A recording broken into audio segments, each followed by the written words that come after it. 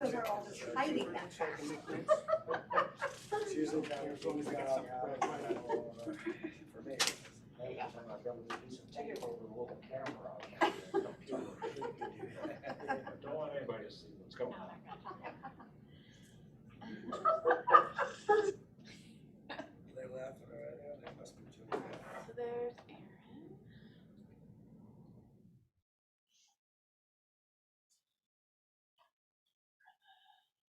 We're waiting for Maryland.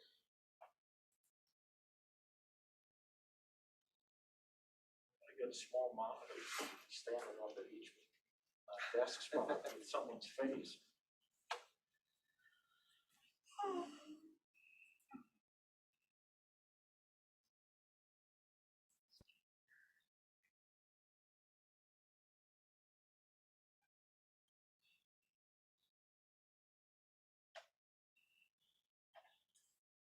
Started to work on the African American Cultural Center. What are you doing?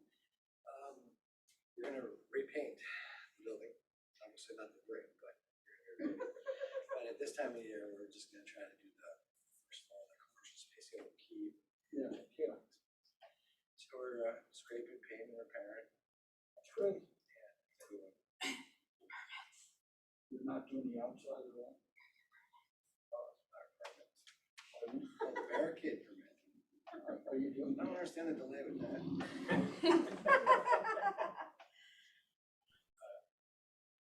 But go ahead. I'd like to know what the plan is for the other floors. I mean, one would be great for anything to do with dance or music. Because I don't think there are any divisions of that. There is 4 floors. The first floor, that's one, maybe it's, yeah, there's 4. Yeah, there's 4. I've been in all floors. I think on the second floor, they kind of created like a, call it a community room where, say, a family wanted to have a celebration or something like that. Yeah, There's a lot of open space. Where is that? Where is that it's going? on the corner of South Pearl and Madison. Oh, okay, right.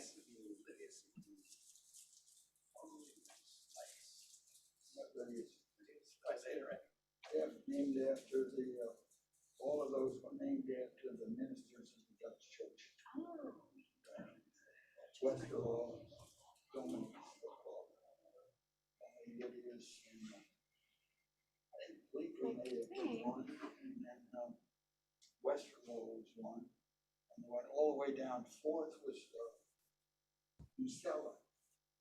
That was the name of the minister's series of ministers there. So going south. On south, yeah.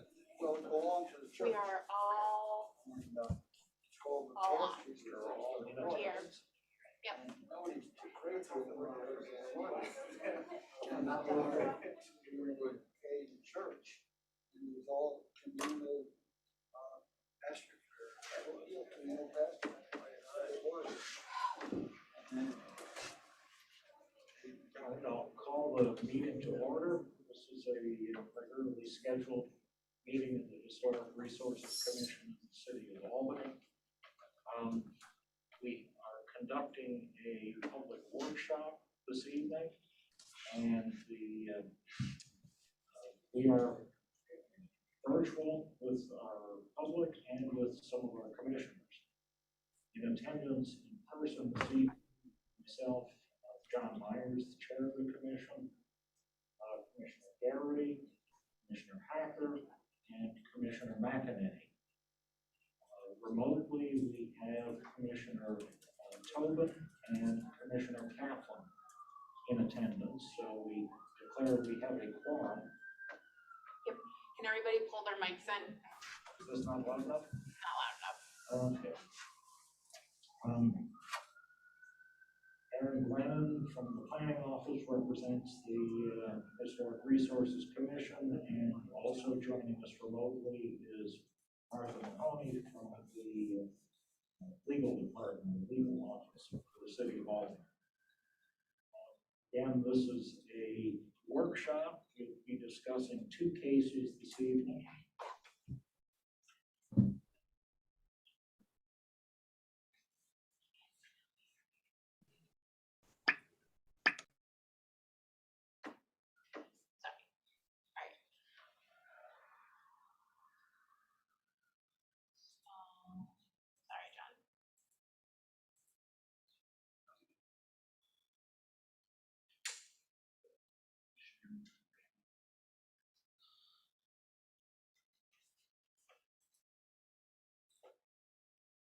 Apologize.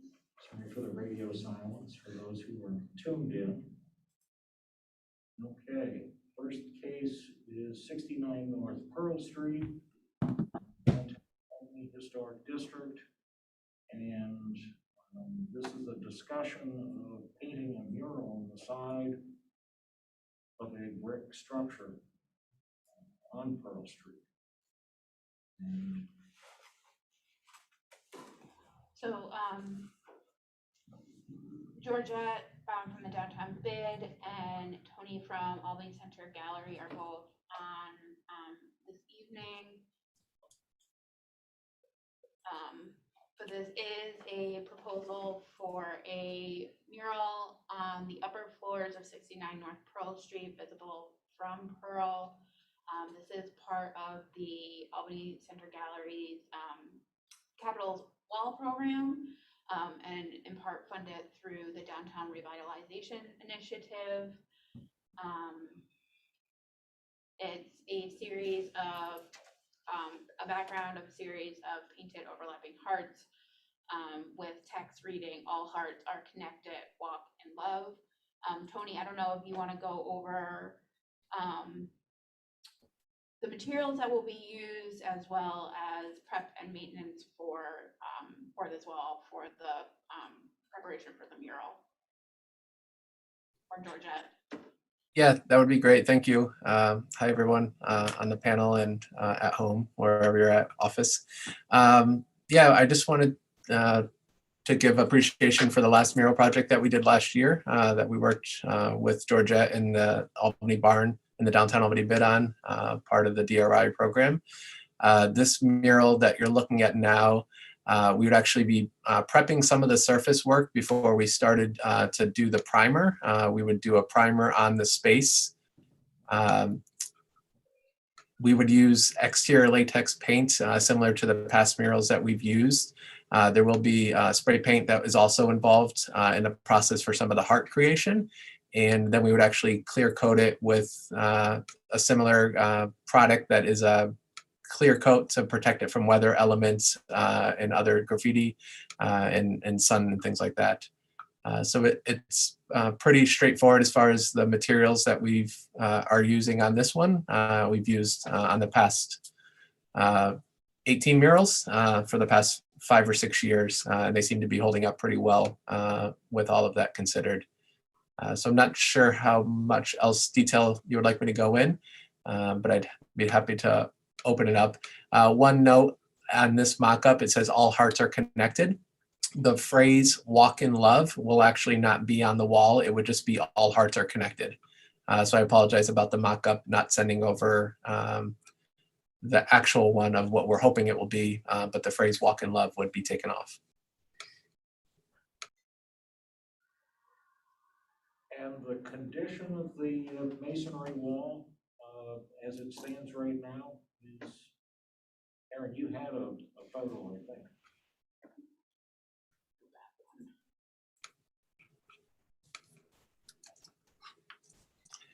Yeah, there is some patchwork that we will have to do on the upper part. It's about 2.5 to 3 feet down from the top that we planned on doing the week before we started to do any of the other work on the wall itself. Okay, but otherwise the parge coat on the that wall of the building is in pretty sound. Yeah, I went there for the past couple weeks, been going to the location, getting access from the building that we would be working on, going out their back door and pretty much being on the roof of the building next door and kind of just hitting around and kind of touching the wall itself. And it seems to be pretty sturdy and stable for as high as we could reach. The only issues that I've seen are coming from the top down about 3 feet. Have you been on the roof, Tony, have you been on the roof of 69 North Pearl? Not on 69 North Pearl that we'd be painting, but the building to the right of it, we've been on that. We've been on that building. Yep.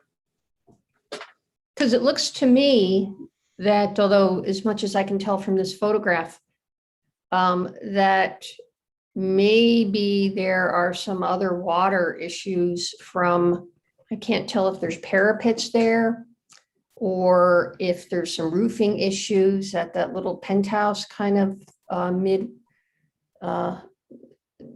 yeah, right there, kind of, yeah, exactly. So those will affect the durability of your mural. If I'm correct, that those are some water-related issues coming from the roof level and or the parapets of 69 North Pearl. Yeah, and I think this was similar to the Riz Boogie one on Columbia Street. There was some work where there was maybe water in previous times that had affected some of the mason work that was on there. But the building owner actually repaired those parts that we were painting on at that location. So with this, we would probably do the same process. But you're talking about repairing them from the roof of this, that you'll be working from, not getting onto the roof of 69 North Pearl, which is possibly where the problems are caused. Yeah, we wouldn't do any roof repair work. We would be on a lift to get us to level, but we wouldn't be on the roof doing any maintenance or repair work on the roof itself, no. Right.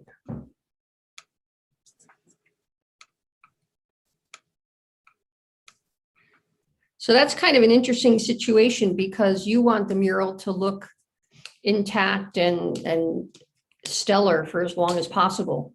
And yet when you don't, and so when you do the surface repairs, it's part of that. But if you have issues that are caused by the building onto which you're painting, in an ideal world to keep your mural in a good condition, the roof or any other conditions that may be causing damage or deterioration, you'd want to be able to address. Kind of, right? Ideally. Yeah, we would definitely want the wall to be in the best possible condition that it could be in prior to painting. Right. If the roof or if the side of the wall in say a year or in 5 years or in 10 years started to resemble this same location, or visual as far as the cracking and kind of the falling from the surface, I personally would think it's still in a better position than what it is in now as far as visually.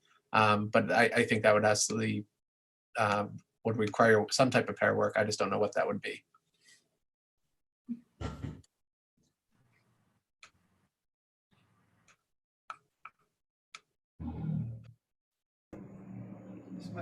There is also a new building owner, so we can certainly, he only just purchased the building, so we could talk to him to see if he has, I know he has, is thinking through some plans for the upper floors, so he might have some plans for roof repairs that we can definitely ask. And if he does have those plans, we can bring them to you at the next meeting. Great. Certainly making sure that the flashing and all of the roof intersection behind this wall is in good watertight condition certainly will aid in the longevity of your work. I'm curious how you would just even execute this mural without being on the neighbor's roof. Okay. So we would be using a lift similar to past projects where we would be on the sidewalk of the building. We would go up 30 feet and then it would actually extend out to be the length of the wall.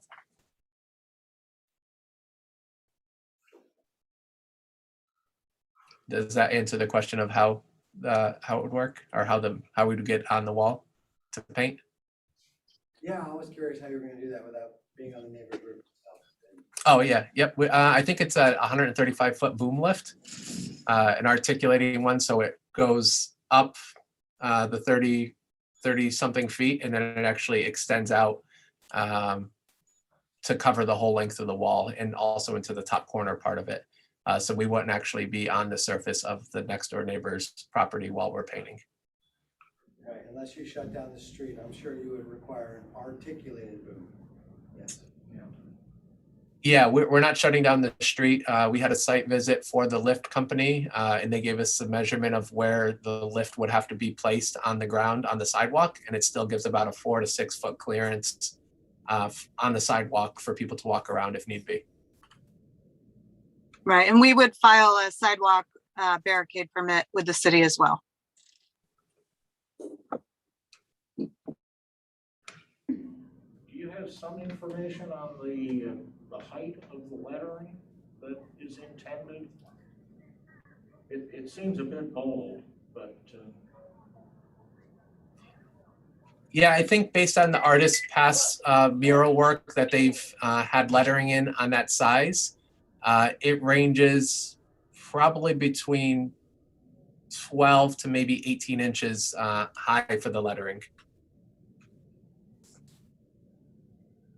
Fun fact, I'm curious, is it a axe throwing, knife throwing place below? It is, yep, they do archery, axe throwing, and knife throwing.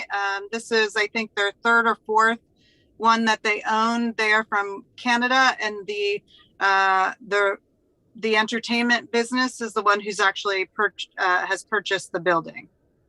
So they are now new owners. It's the former OTB building, and we've had a couple nightclubs in there. And so we were thrilled with the current owner and what they're doing in there. Also, I don't know if it's possible, but I have a few samples of the artist's work of actually on a space. I don't know if you'd want to share screen and you could see that as opposed to just the mock-up that's digitally done. But if I have the ability to share a screen, I could pull those up. It would take 30 seconds. Give me 1 second.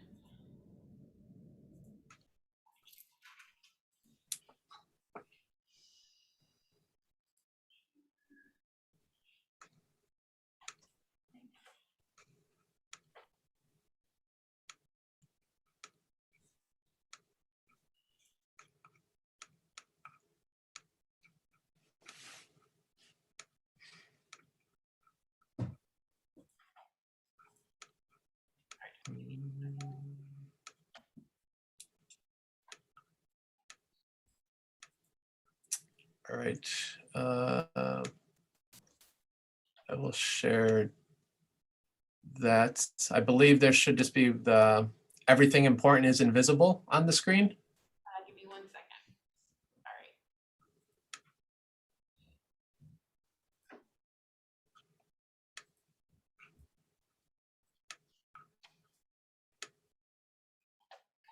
Yep. All right, awesome.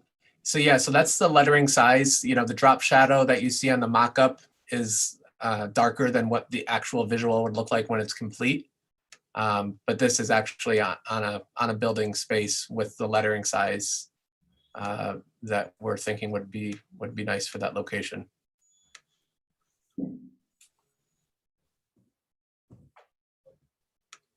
And then other larger murals. I don't know if I need to zoom in, but as far as the detail and the visuals that are there, I'll just double. Sorry. Is that large enough for you all to see from the screen? Awesome.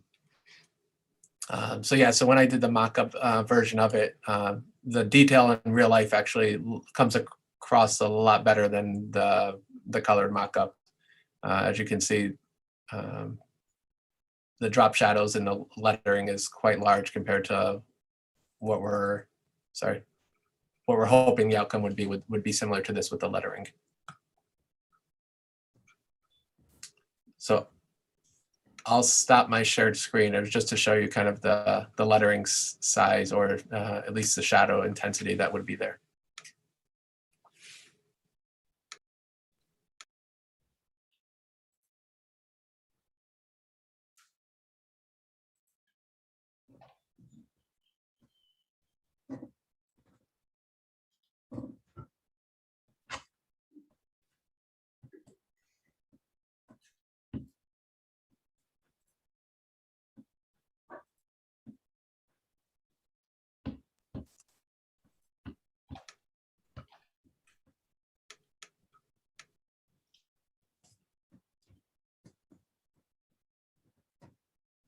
Tony, can you speak a bit to how many murals have been installed and kind of what's in the future? Kind of, are there any areas of the city that you're focused on, or what else to expect in the future with the murals?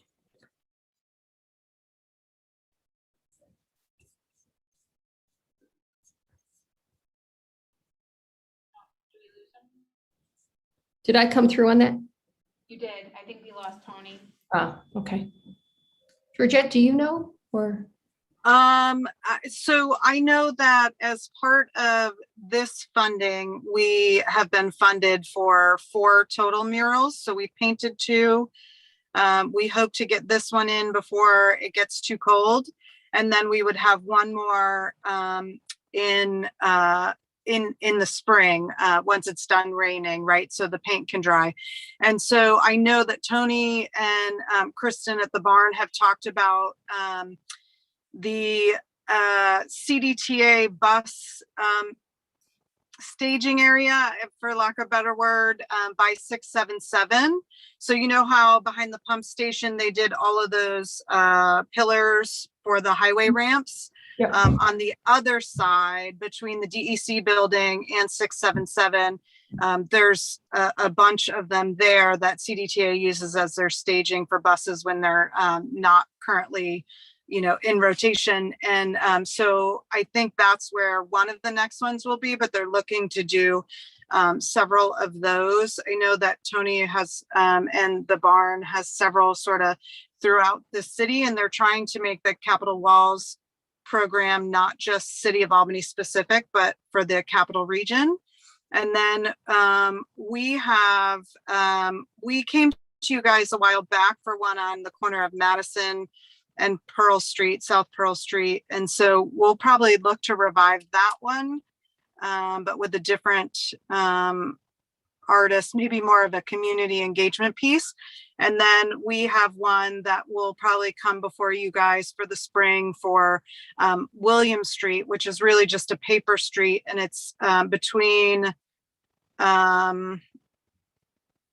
Howard and Beaver, between the state comptroller's garage and the private garage there by the Times Union Center. We have a lighting project that we're doing, and we're trying to turn it into more of a like twilight market space, well-lit area as a connection between the convention center and the Times Union Center. So we have one coming up for that too. I don't know if Tony's rejoined and can add any more, or if Kristen wants to add anything.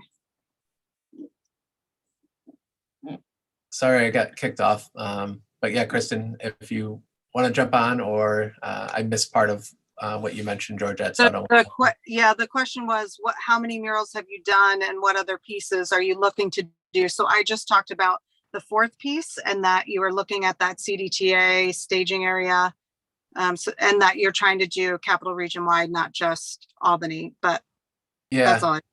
Awesome, thank you. Yeah, we've in the 6 years have completed 18 murals. The pillars we count as double just because of different concepts and visuals for each of those, with 14 different artists in the city of downtown Albany. That's on kind of permanent spaces. Some are on state property, some are on buildings, and some are on the side of parking garages.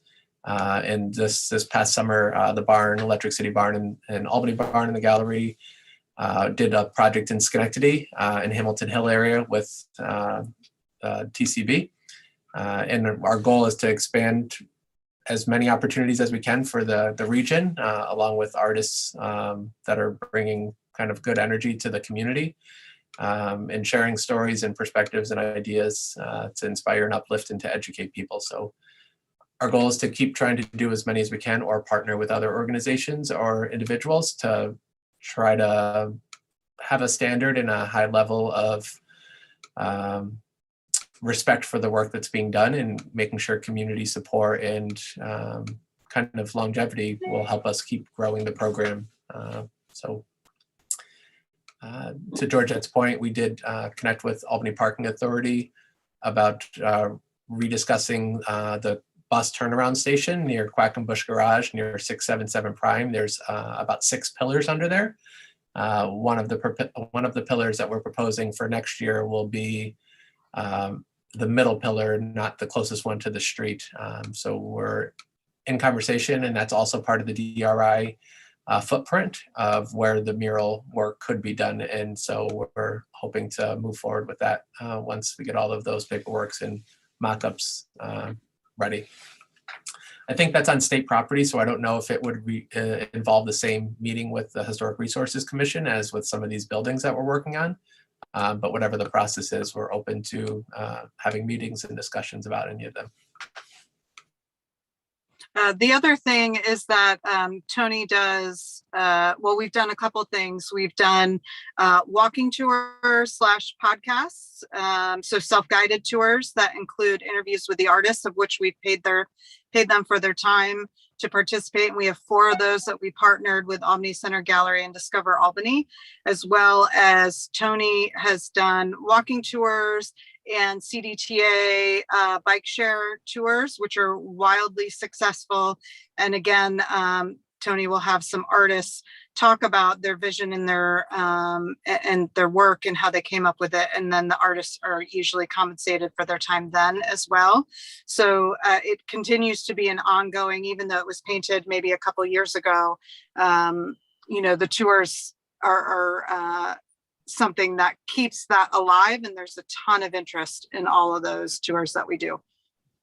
We also developed a program called Mini Murals for youth guided tours that include artists where they're compensated for their time, but also engages youth in creating their own mini murals inspired by the work that they're seeing, on these public art tours. And we're expanding and doing a series of school tours as well. So engaging youth and adults in the public art and the programming that's associated. And we were also funded through the Schenectady DRI to do 3 additional murals in downtown Schenectady next year. So there's really an opportunity here. We've developed a bunch of programming. There continues to be interest in additional programming around the murals, but also we're developing a footprint that could allow for some collaborative regional programming tourism initiatives around public art.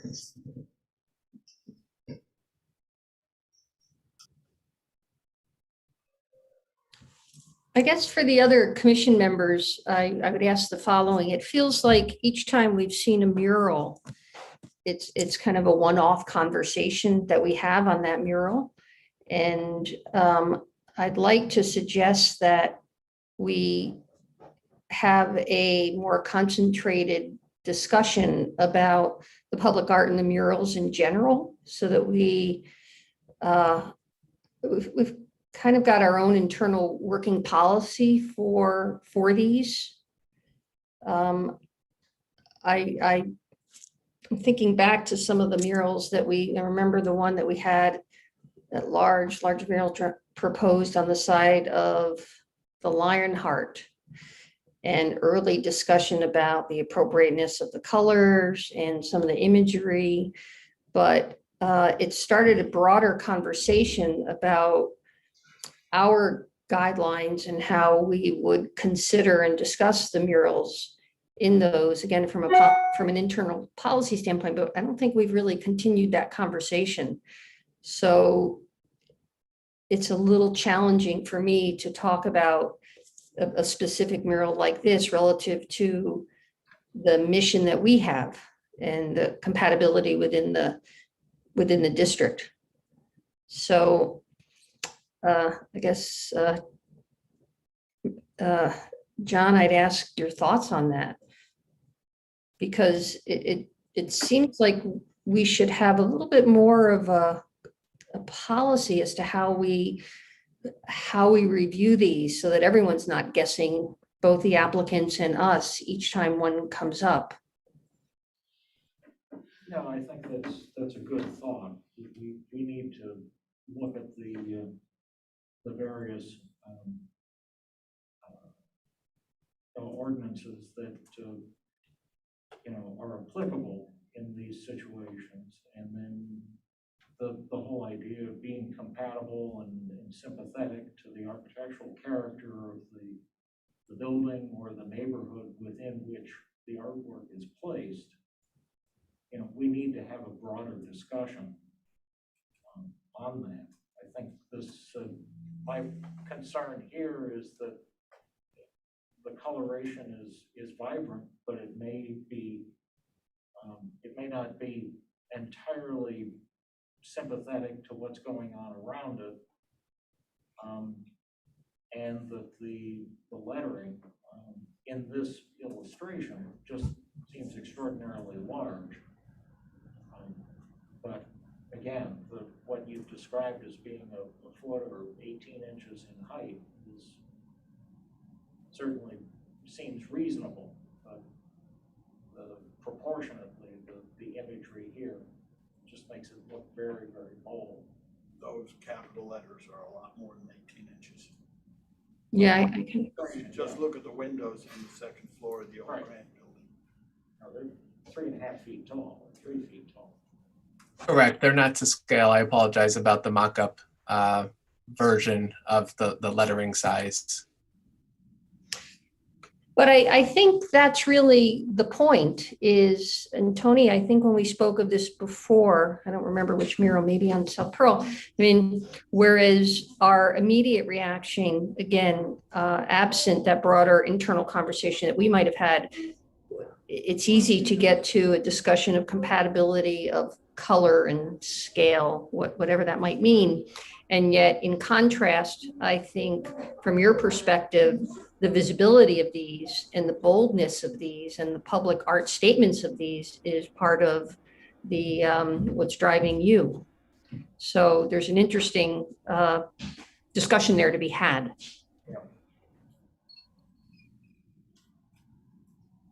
Few comments. Let me see if I'm on here. I, as you may know, opposed greatly and was the only negative vote on the Columbia Street because I felt it was inappropriate for the century-and-a-half buildings on the other side of Columbia that the size and the color and everything just clashed with it. I expected that I was and I was voted out. And I expected when I heard this, I'm going to have a problem with this. I don't have a problem with it. I take a look at that enormous wall, and if you go back and look what it is now, it is an eyesore. It's terrible. It really does an awful job on all the buildings and architecture around it. It's not compatible with anything. And when you get something like that and it's so large, you try and find one huge change over it. It's almost a wallpaper. And when I saw the other ones that the artist has done, they're a blur. And I don't think that's really the way they are. Here, they almost make you think of butterflies. And the mixture of the color is interesting. I thought it would be too bright. I'm not sure it is. I think 2 lines would be more effective than having the third, and finding out that Walk in Love is going to go is good. I'm not sure as to the size. You know, it's not fair to make them so small that people have to squint and get in a car accident trying to see what it says. So somewhere along the line, I think we'd like to see the 4 words that are really going to be used and see what proportion they would be when looking at the windows on the west side to find out, you know, how high is high. I find it interesting. We're doing a whole series of these things. My favorite is the Henry Johnson mural. It's on the side of the former Northern Boulevard, now Henry Johnson Boulevard, on the corner of State. And I like the one near the Lombardos. It's on Fulton Street. That's realistic art, but that doesn't mean that everything has to be realistic art. I think of some of the very large works I've seen down in Yonkers, Haas, or HAAS is the artist, where they took a building like this, which is too skinny in the front. It used to be the Albany Theater. That's what that building is, where the axe throwing is going on, and it actually has a raked floor that has been covered over.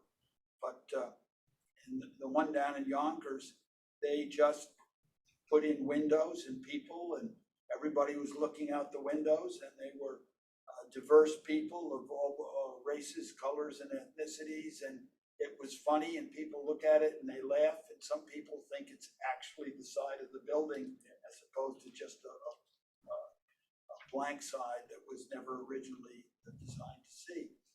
I think this is an improvement, and also where I would normally want something that's going to be compatible with the architecture, which is the rather vertical sized openings for windows and so on.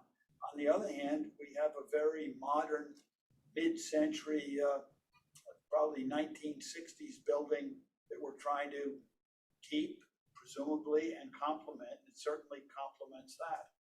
So I think it could work, and it could be an improvement. And I think all of these have to be judged. You can only do what you can when you have the talent to do things too, but I think all of these things have to be judged in their own context. And I got to say, I've been pleasantly surprised with it, and I want to see a final mock-up of it. Is your goal to, I think I heard you say the goal is to paint this mural now? Yeah, our goal would be after this meeting, if the next steps would be to have the meeting on the 20th, I think we would have to attend. And then the goal would be to start on the 21st. Right before the snow. Yeah, last year, actually, we worked on Boogie Rez's piece on Columbia Street and also on Broadway. We went to November 4th to complete those. And at that time, it was definitely too cold to be out there. So we'll be done way before that timeline. But ideally, we do have the time. It's a short window. We have a week to do it, which it will get done during that time period. But yeah, it would be, the sooner the better. If we could start next week, we would be ready to go. So we're just going through the process of making sure that we're doing all of the steps that need to get done in order to make sure that it's approved and supported and it's being done correct. And another question that I have is, we'll speak to the durability of the mural and the impact of the coatings that are part of your process on the masonry behind it. So on my projects, for example, for fall or early spring painting, I hold very, very hard to the temperature limits that the paint manufacturers prescribe. Absolutely. Rising or falling. So I can't remember if we've talked to you about that on previous projects. I think we did.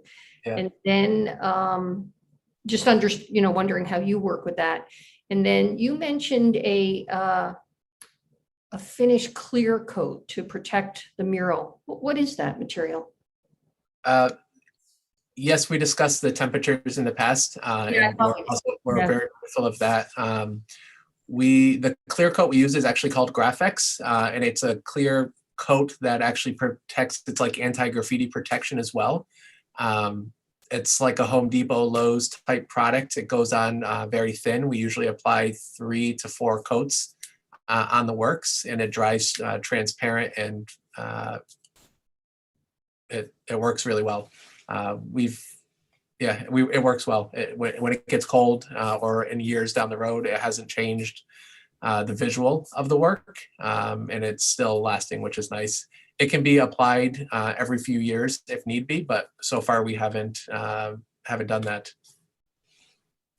And how old's the oldest mural that you've got up? How long has it been? How many seasons?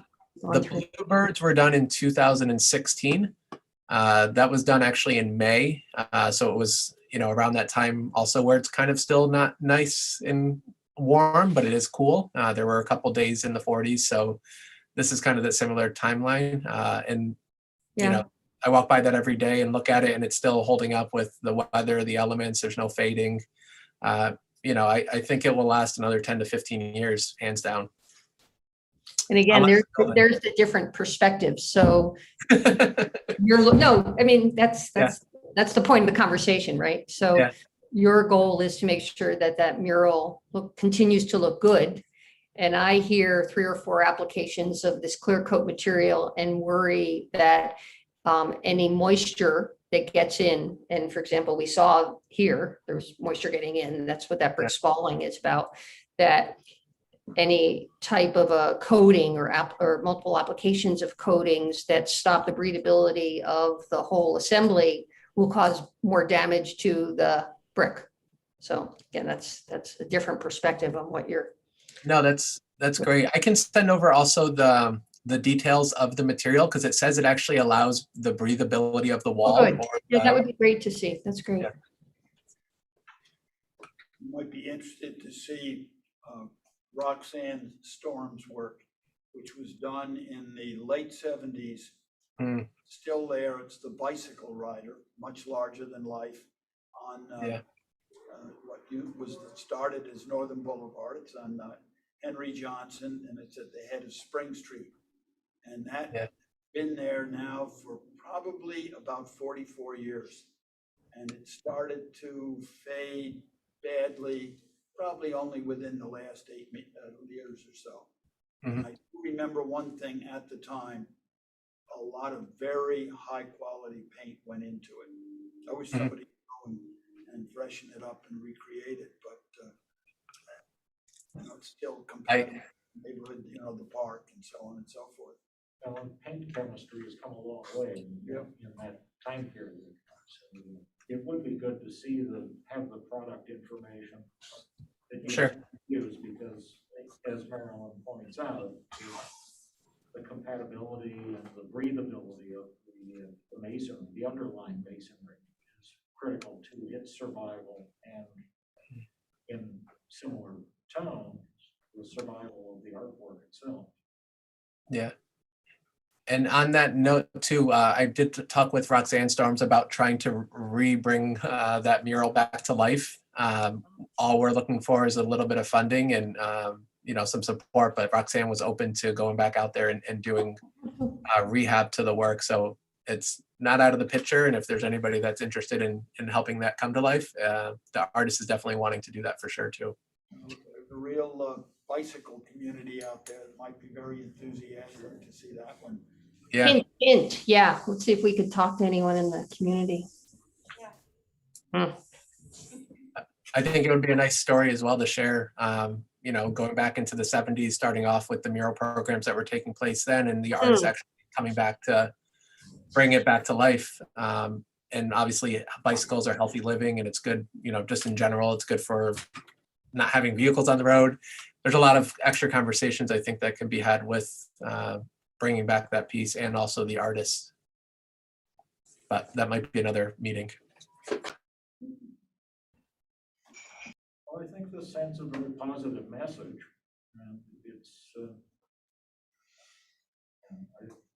It was a commercial street. It is still a commercial street. So the vibrancy of it is certainly compatible. You might be familiar with across the street, there's a ghost sign that says, "You'll like the Times Union." Yep. You know, I would imagine that was probably from the 20s or 30s. I'm not 100% sure, so please don't quote me on that. But to have that mural, that ghost sign that says, "You'll like the Times Union," juxtaposed with "All hearts are connected," really being a splash of color, it really does kind of give that almost, you know, 100-year history, kind of this before and after. So even just kind of some of that dialogue with looking at both of those in one site, knowing that it is going now in 2021, hopefully. I just think that just kind of tells a really cool story about the history of Albany and kind of that street and the buildings that are there. The lettering on that ghost sign, by the way, that's extremely large in comparison to the letterings that we would be using on our side of the mural. those look like 4.5, 5-foot letters. If you look at on like a Google Maps, you could probably see that. I could pull it up if you'd like, but and that was actually brought back to life with the Downtown Albany bid when they worked on their Go Signs project, I think back maybe 8 years ago, 8 or 9 years ago, 2012, 13. Also, a newspaper, and newspapers are much endangered throughout this country now. Yeah. It's a very important public resource, and it's nice to keep it up there, and we can appreciate how important it is to have newspapers, especially one that's still there. Yeah. The message is important for all of these too. I like to see a message above and beyond that it looks nice.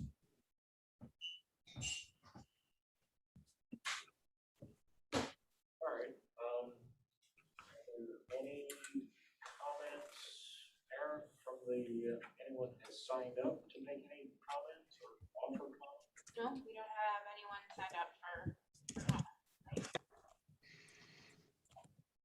Well, we certainly look forward to your next visit, 2 weeks. Awesome, thank you. And I can do a mock-up and try to do the lettering to scale. It just might look obviously different on the image that we're going to be mocking it up on. Yeah, I'm going to play with different scales to see how they work in the artist. Tony, can you provide a list that Aaron will share with all of us of all the mural locations? Yes, yep, That'd be great. Thank you. you're welcome. Tony and Georgia, I will reach out with the additional information that was requested tonight so that you have it and know when with like a submission deadline as well. Okay, that'd be great. Thank you so much. And side note, we're doing a bike tour this weekend, I think on the 9th, and going to all of the murals in case anybody wanted to go see them in real life, in person. Please let me know. We have spots available. We'd love to have you all check them out in real life too. It's a really good tour. Saturday. Yeah, Saturday. Tony, what time is the tour? I believe it goes from 11 until 2. And you walk away with a little healthy food option bag that we provide as well to any attendees. Bikes are provided, helmets are provided. I can send Aaron an email if you want to circulate that. That's up to all of you. But Are you doing any walking tours? we do have walking tours as well. We don't have anything scheduled, so it's kind of the end of our season for the tours until we get additional staffing and other resources. But if there was ever a tour needed for this group or others that you would like to, we could definitely set something up. Okay, good idea. Perfect.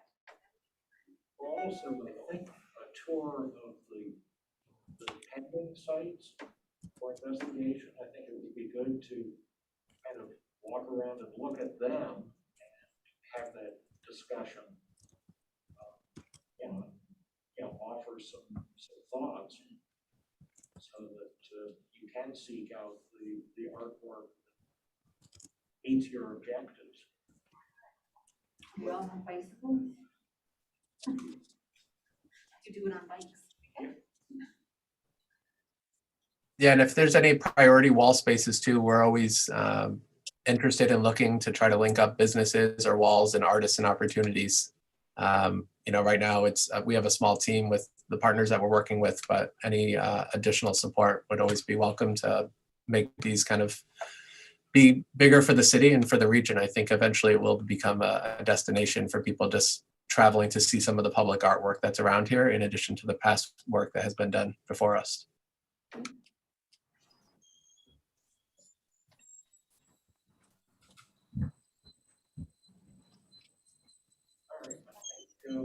We're all set. All right, thank you. Thank you. Thank you.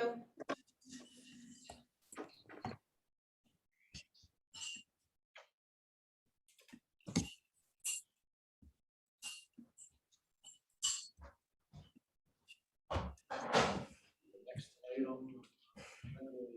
discussion of 222 Lark Street.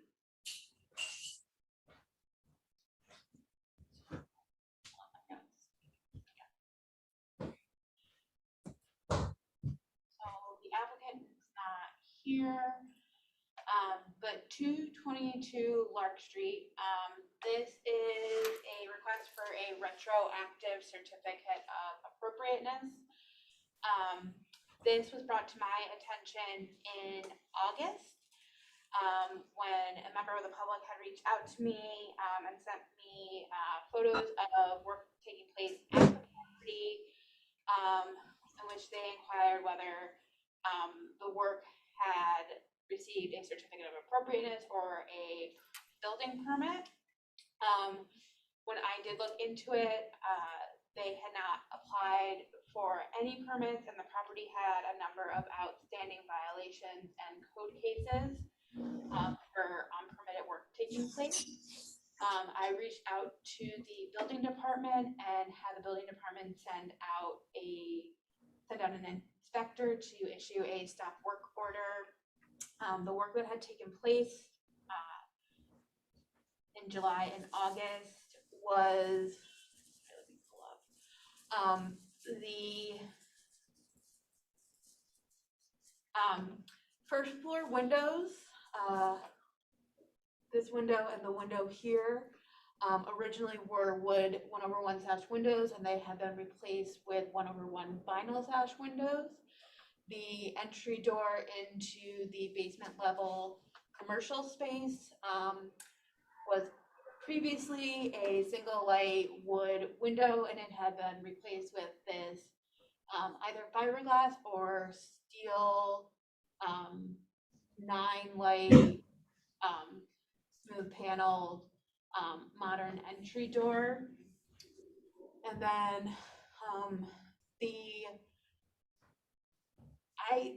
based on discussions with other people, it looks like they actually applied this T111 and 1x4 system over the original historic wood panels and wood trim pieces on the second floor bay window. In the packets, I went through and put together a list of all of the violations that have been issued since July 2020. It does look like this door into the apartments had actually been installed in July 2020 under the previous owner and not under the current owner and contractor. When I spoke with the contractor, he said that the basement door had been replaced due to multiple break-ins and members of the homeless population actually sleeping and hanging out within the basement. And that's why they had to replace it. But they stated that they had been following all rules and regulations of the city, although they had not received any permits or certificates of appropriateness for any of the work. And violations go back to 2018. So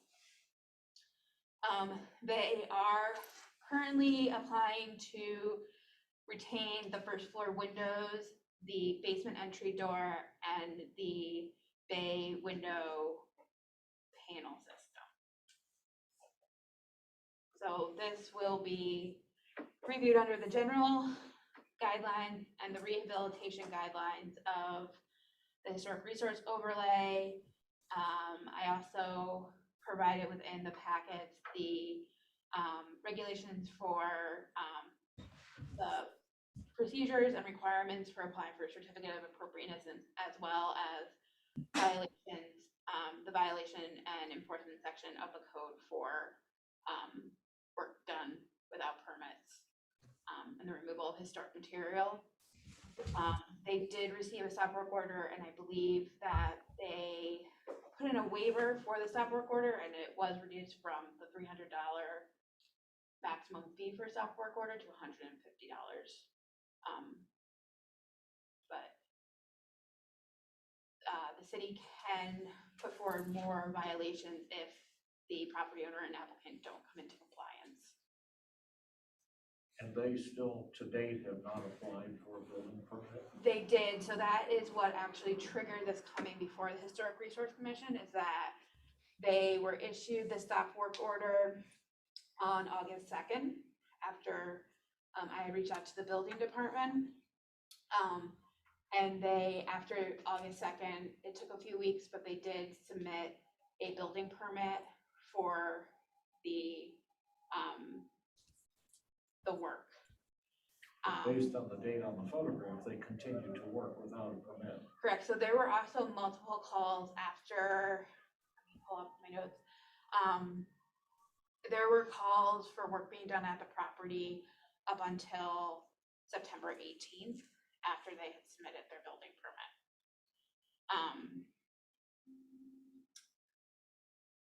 So I believe that nothing has taken place at the property since September 18th, but they were looking to have this process expedited, but they were informed that they would have to go for the workshop tonight and the hearing on October 20th.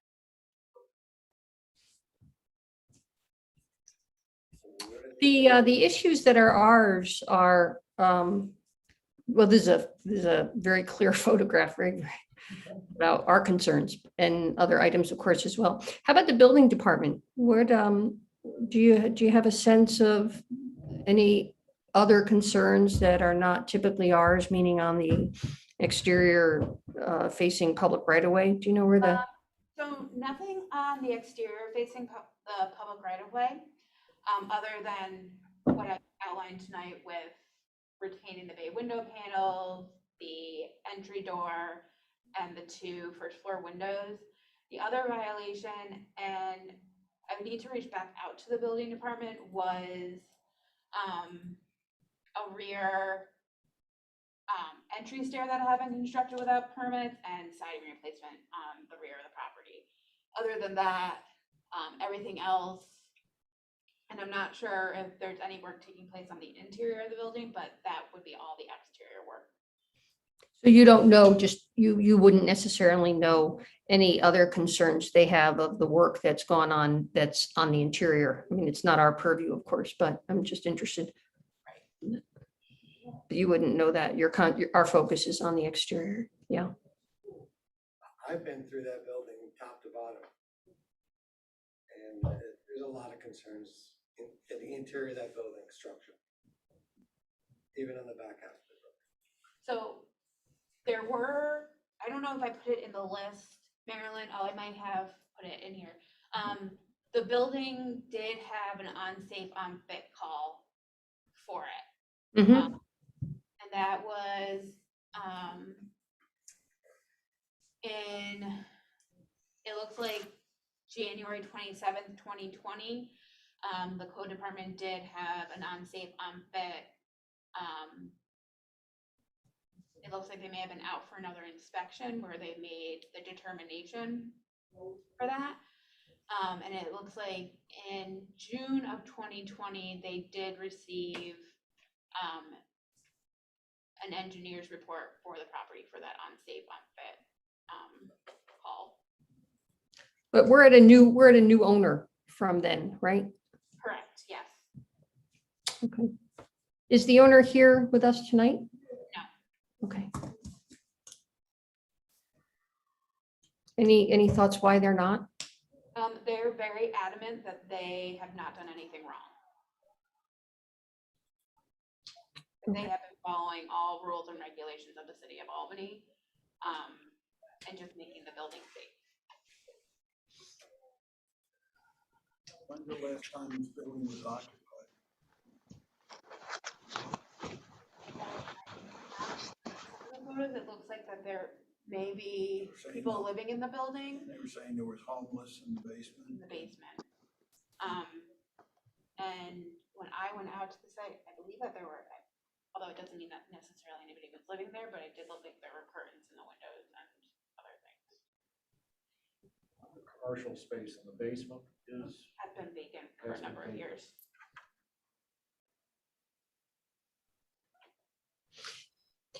Aaron, is there any potential merit to their thinking that they do not need to comply with our requirements for the ordinance? No. I would think for the number of violations that they have received from the building department for doing work on the exterior of the structure without approvals from either the building department or the planning department. This owner, you mean this owner, right? This Okay. owner also received a number of violations. It wasn't just the previous owner, that they should have been aware that they needed to apply for a building permit. The applicant also feels that they've matched everything exactly as is. Or they've matched all the original material as is. And I understand that the bay was in fairly bad condition, and if they had just gone in to do repairs to make it safe and then come in to match materials, then maybe they wouldn't have had to come to the HRC for ordinary maintenance and repair. But because the drastic change in appearance and the drastic change in materials, I don't see any. Okay. So yeah, so it's pretty, from your perspective, it's pretty straightforward. I got lost a little bit in the details of who owned it and when and the dates of the building department, but this fabulous photograph is pretty well. It's clear to us. It's very interesting that someone would see this as matching. It's just interesting, right? It's a different sense of, well, it's got a picture frame to it. It's still wood. Haven't changed the size, right? Some things like that. About as far as it goes. Yeah. Great. Yeah. Slap the bay. Yeah.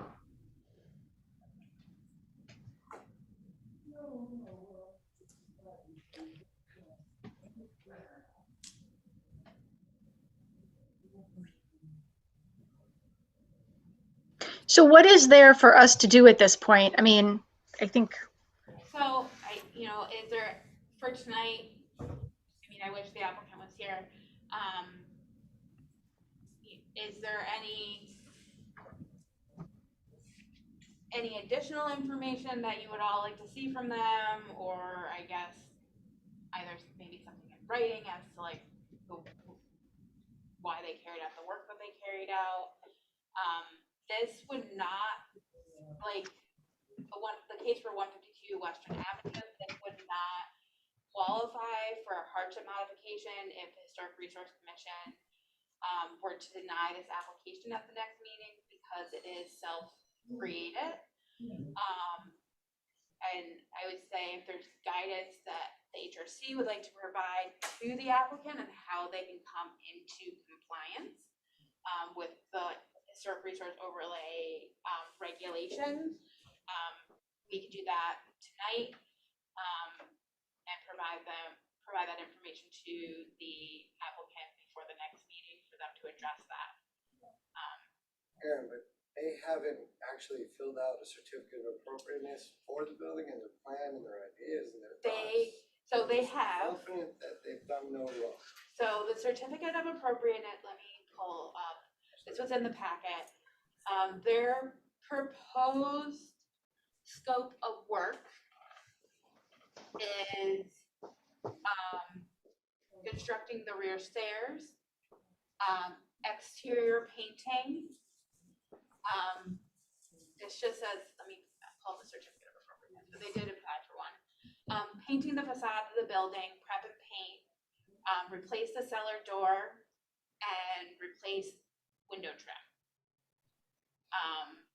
Window trim, Which is the bay window. Is the trim. window trim, the bay window trim. How about the windows? And then replace 2 windows. And that's on the application? That is on the certificate of appropriateness application.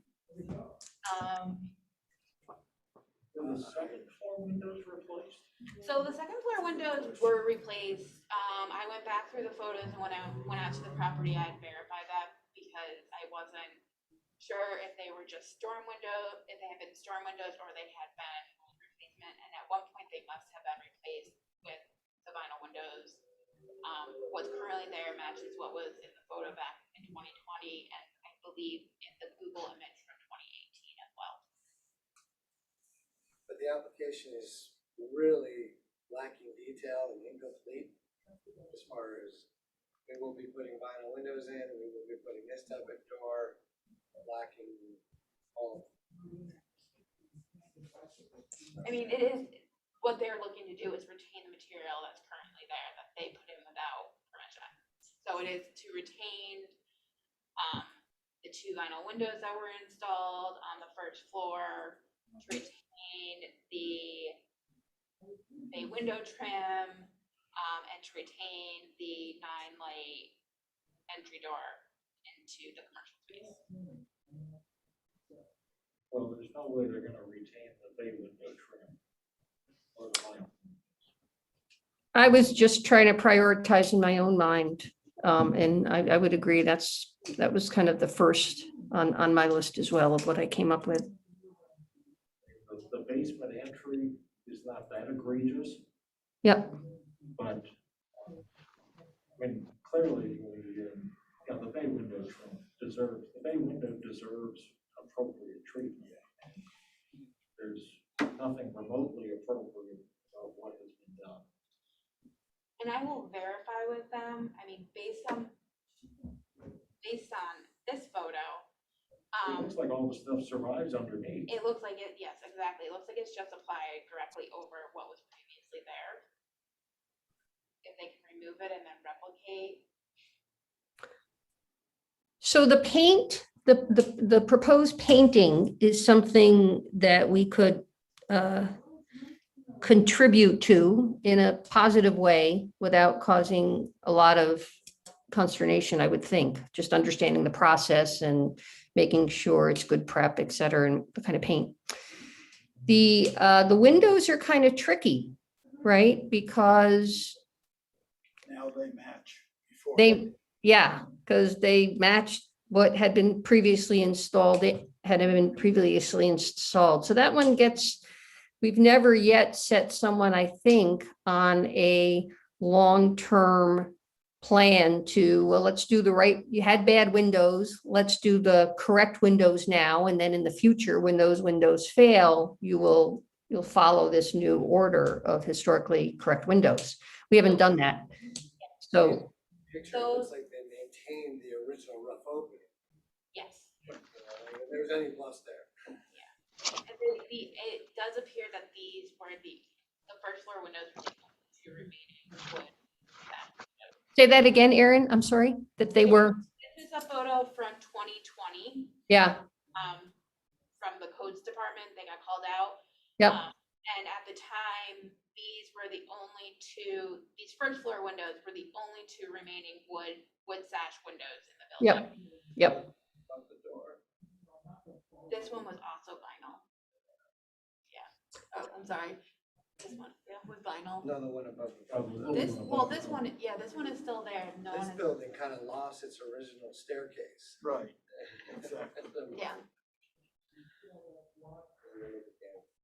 So the window issue is a little complicated, right? Yes. Okay, The but the code- bay's not complicated at all.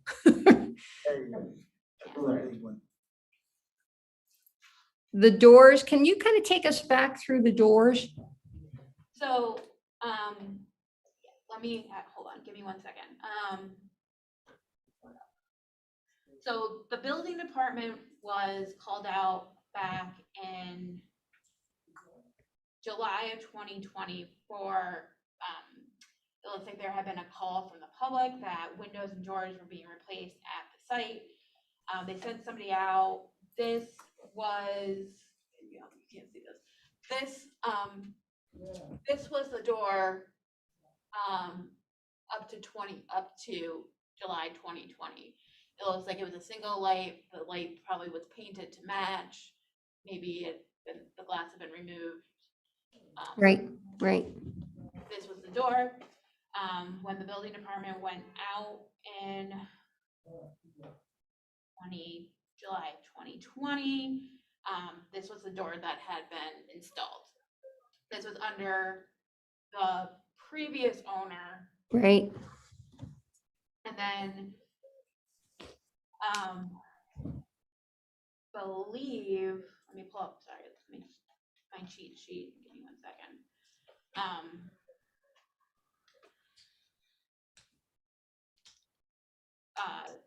Building them, we were notified in August that they were doing work without a permit, that the door had been replaced, and so as of August 2nd, 2021, this door into the commercial space had been installed.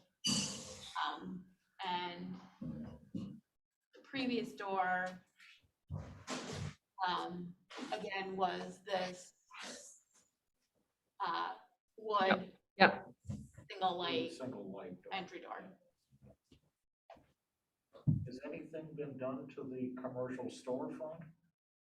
No, Just the new entry door to the. just the entry door. And when I was out there, it does, you know, there's gaps in the glazing, it is open, it does need to be repaired.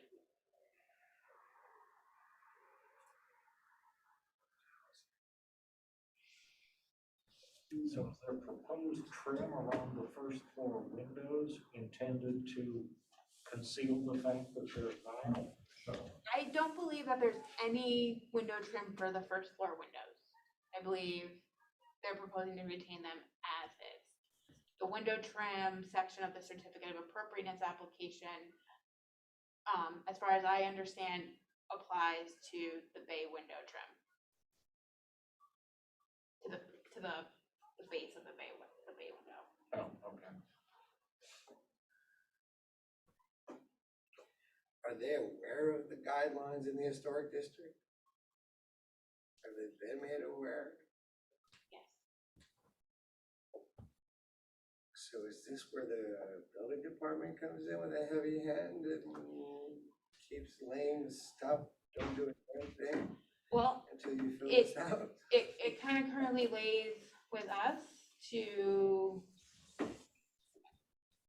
either provide them more, as of tonight, to provide them with more information, or at least the way that the HRC is leaning, to prepare them for the next meeting, or give them time to provide additional information or revise the application.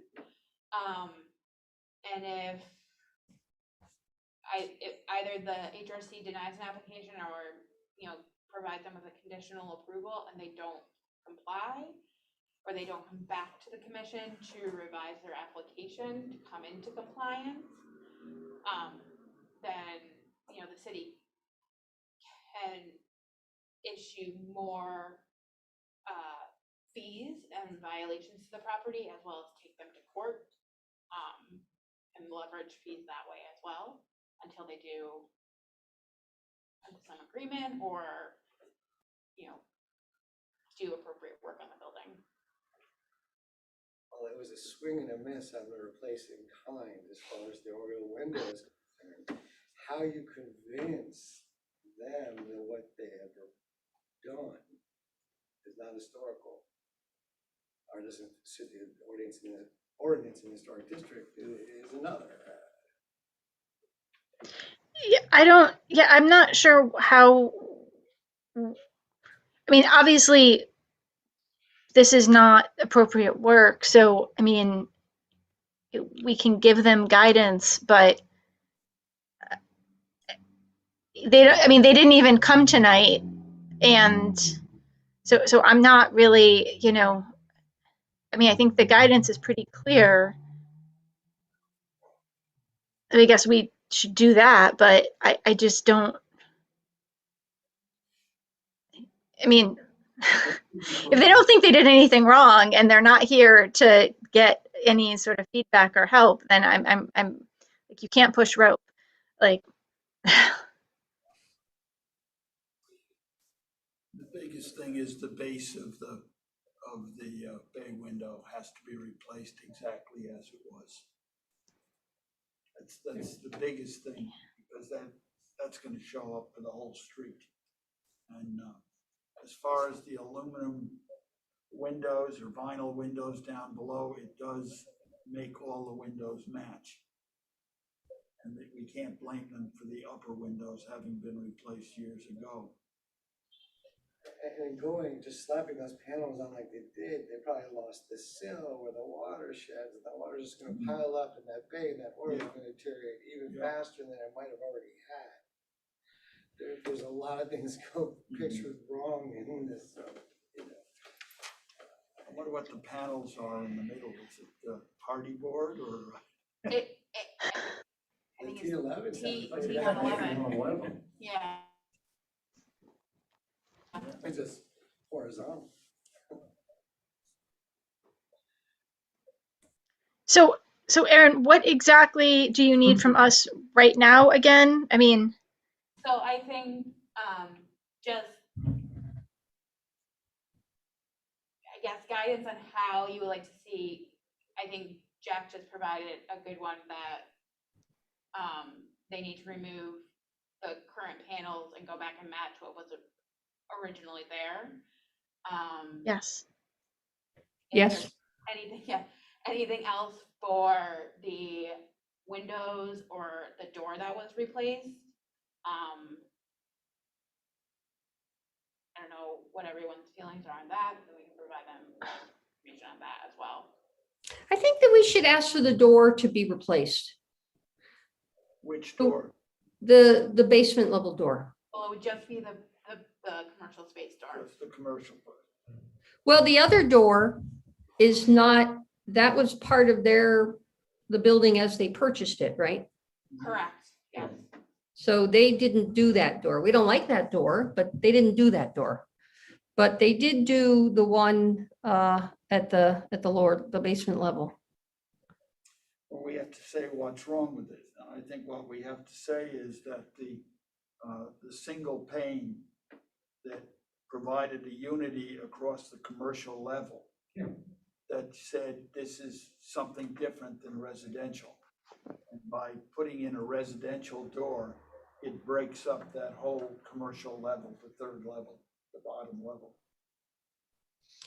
Can't we simply say that the door there's evidence that the door was a single light in a stile and rail frame, and that those are yet available, and that's what should be installed?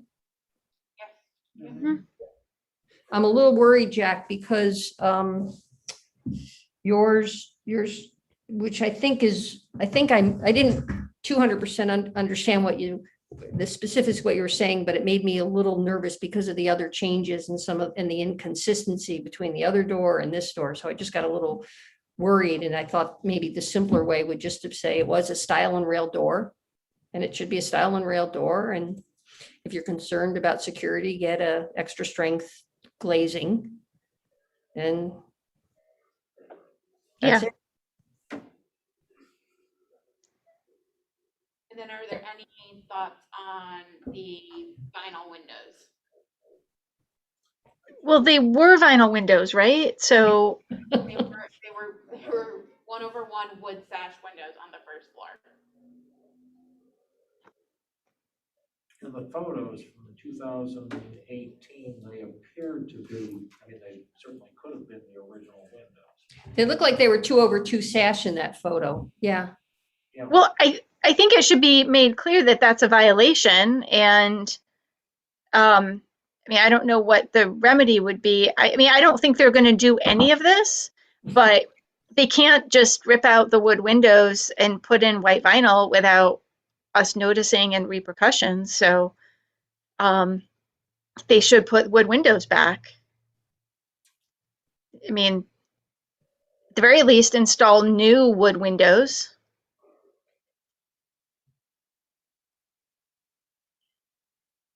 We have to say something about that, because Yes. But even though, Erin, the other windows, the other windows had already previously by the other owner been inappropriately replaced, right? Mhm. That's the challenge. I think that's why it's third on my list. Yeah. Yeah, the process is a little murky.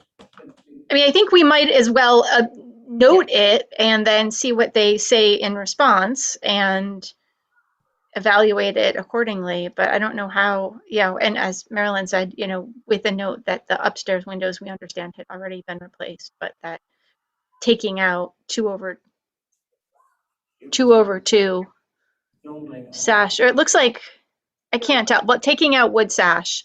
There It looks was like the one in the middle has a single light in the bottom, but whatever it is, taking out wood sash and replacing it, they didn't file a permit. They didn't file a permit for any of this, so the whole thing is a violation. So, And the Historic Resource Overlay Rehabilitation Guidelines clearly states that if an appropriate window is removed, that the applicant then has to install an appropriate material.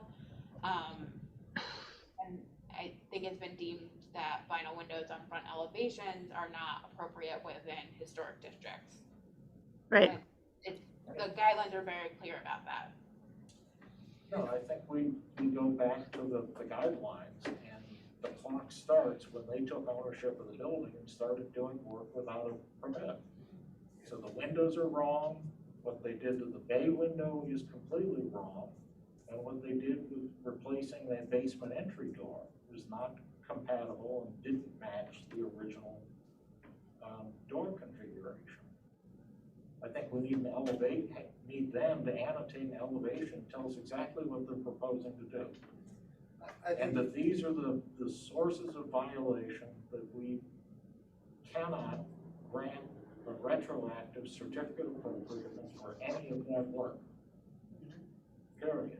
Yeah. This is an interesting case, because when you said, let's replace the bay window just the way it once was. Well, this bay window has been cobbled up so many different times that is no longer what it once was. Now, how do you create, where do they go? I said in conversation, where do they go, to what level do they take it to? You would think they would try to do what it was necessary to protect the bay and maintain the cantilevered space and the windows above. I don't know, when we talk about how would you have that conversation, if I said replace it the way it once was. But Chris, don't you think that what's at the center panel and even more so the right panel is the original molding and the stiles and the rails? I do. Okay. I absolutely do.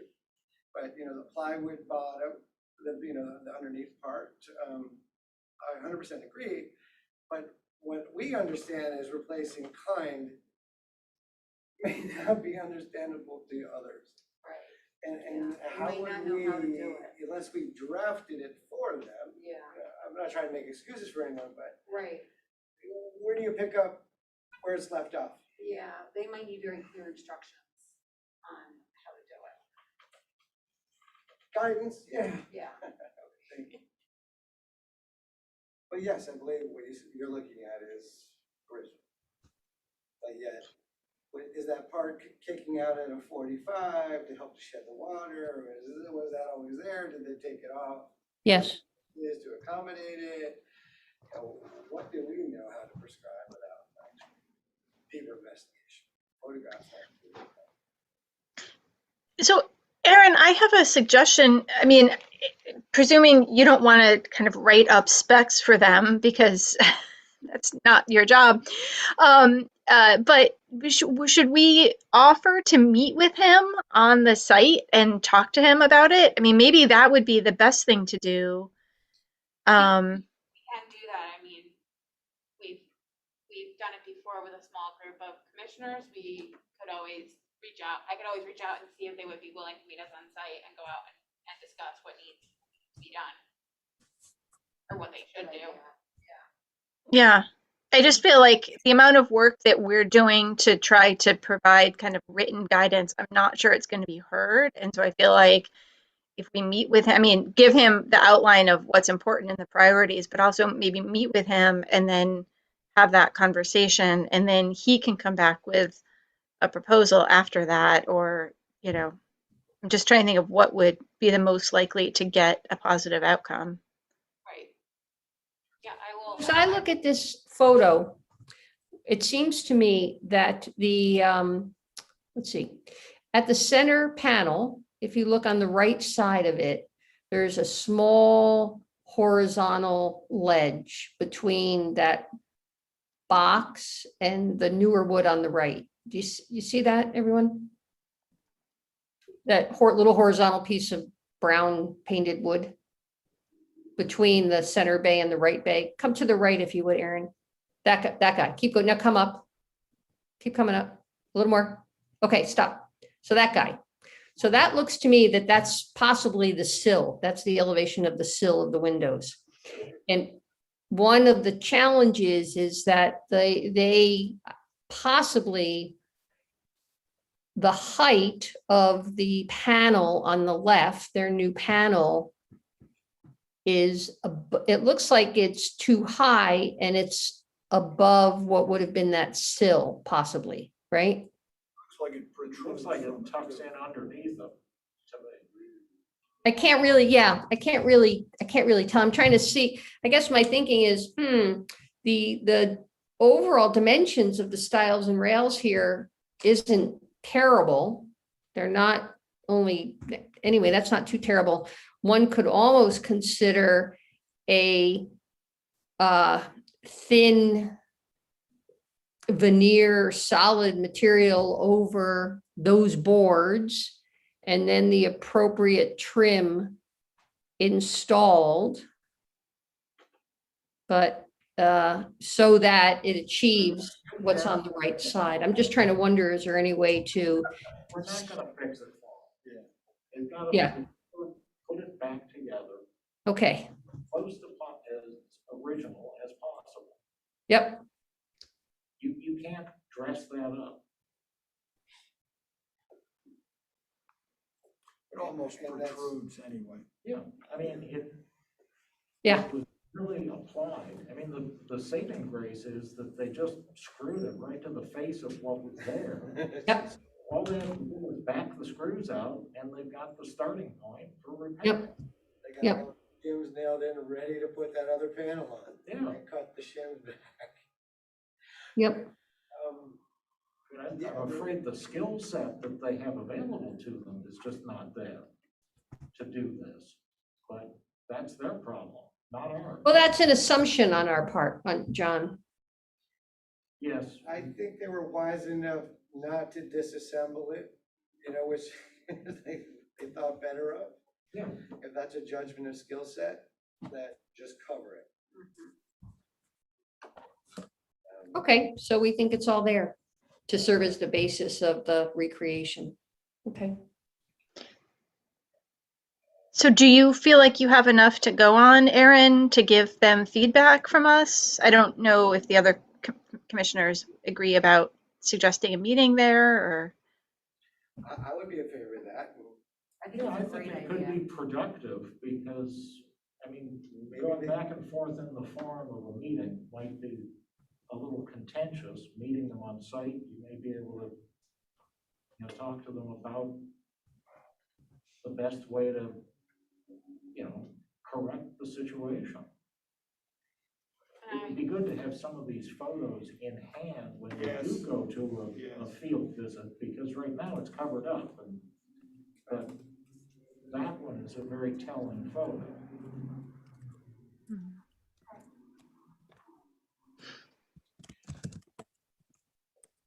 I wonder if there's another bay window in the neighborhood that looks exactly like this one did. I wouldn't be at all surprised. Sure, there's Well, something. close enough. Yeah, yeah. I will reach out to them and I will write up everything from tonight and provide it to them as well and see if, I think suggesting to them that we're more than happy to meet with them on site to discuss the situation that they're in and try and come up with ways to ameliorate the situation that has been created by proceeding with work without any review at all. I think when Jack just said that, there's more than one bay window like that in this neighborhood, I'm certain there is. And if they actually had a photo of it, one that's done, maybe this is what our expectation will be towards, you know? Kind of takes. Yeah. They had it right there. They peel the pieces off, you know, buy the 5-corner lumber, corners, put it up under that windowsill. Above the windowsill, they probably can scrape, fill, you know, use wood consolidants and paint it. They could have done a better job of scraping it, painting it, repair what's damaged. Yeah. Then slap something. I still think the panels I still think there's an extra horizontal wood trim kind of below the sill, but it's hard to tell from here. Just the but we'll know on site. We'll know more on site. Oh, no, we won't. I kind of agree with what you're saying, Marilyn, because of that kick-out piece, you know, it's the bottom that got lost that really, you know. Yeah. Yeah. Some planter boxes that got, you know, attached to it as well, and they may have destroyed some of the. Aaron, do you have any old historic photo of this building or a past like Google Earth, Google image? That center panel, we might just be looking at the ribbon joists of the cantilevered boards. And the raised, or the recessed panel would have been a slightly higher than that. Make any sense, Marilyn? Possibly, yeah.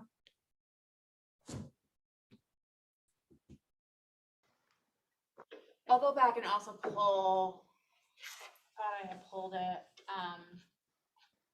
the Chris inventory. Or the inventory from Chris. The blue form's got to, you know, clearly indicate. What does the building look like on the right? I'm gonna, give me, hold on, I'm gonna do You this. can get that, Give me you 1 may second. find another bay window. Who are the owners also? Are they new to the property I'm not sure if they're new to ownership? Are they new to property Albany? ownership. The contractor said that he's based out of, Catskill. I'm sorry, the contractor is or the owner? The owner, The owner. I believe, here we go. The building to the right is identical, isn't it? Yeah. Yeah, there you go. Just copy what's next to it. Because we know what that looked like. Yeah. Hold on, sorry, Marilyn and Aaron. Yeah, maybe the next neighbor can do it. So, I mean, at the bottom of that bay, it does look like. Up. Yeah. Slight angle.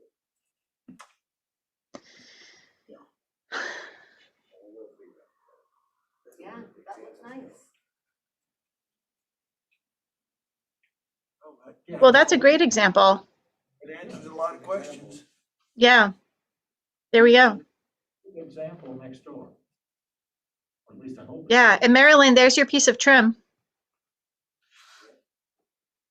Yeah. Yeah, it's a little cove molding underneath. Yep. The windowsill. There's another banding wrap. Yeah.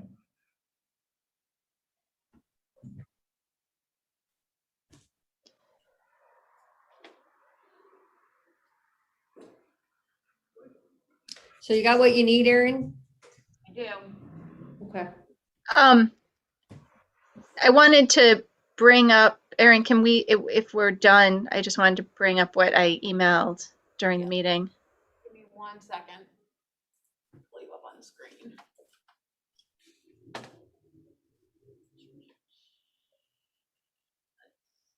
see how easy this is. So my 2 cents as participating in this over hybrid method is that it's challenging. I don't know, Marilyn, I saw your response, but I just wanted to put that out there because this was the first time I've tried it in this hybrid method. And I think it's challenging, and I think it's also challenging for the applicants. I don't know if there's been feedback, but it felt like there were two meetings. One was on Zoom and one was in the room. But Marilyn, what did you think? Well, I think it's not perfect, but it sure is nice to have it as a possibility. I can't remember because we have had so few meetings in-person meetings. So what you see when you're sitting at the desks in the meeting, but it looks like we have this long view of you all. We don't see your faces or anything. And it's just a long kind of perspective of a table that could go on for 30 feet for all we know. So it's interesting because Aaron and my faces are much larger and there's a lot more interaction in some sense than there is what we hear from you guys. And I think the audio is even better on the Zoom. And we can't see the dog, and we know the dog is there. And the dog, and you can't see the dog. So Aaron, Tobin, I'd hate to give up the opportunity for when I'm away, when you're away, when someone else is away, but it looks like we could do a little better on the technology, right? Yeah. Well, I was actually suggesting, I mean, I thought that I at some point I saw an Albany Common Council meeting and it looked like they had gone back to completely Zoom. I don't know if that's. Yeah, so, So I'm actually suggesting not that we eliminate the Zoom option, but maybe we consider going back to full Zoom. So, there was legislation passed, and I believe it's until January 15th of 2022, that boards and commissions, that hold public meetings are, able to now go back to being fully in Zoom. The Common Council, the Planning Board, and the Board of Zoning Appeals have all gone back to being fully virtual. At the last meeting, Martha had discussed this with the members that were here, and there was a consensus at that meeting to have the HRC stay in person while still allowing the hybrid meeting setup.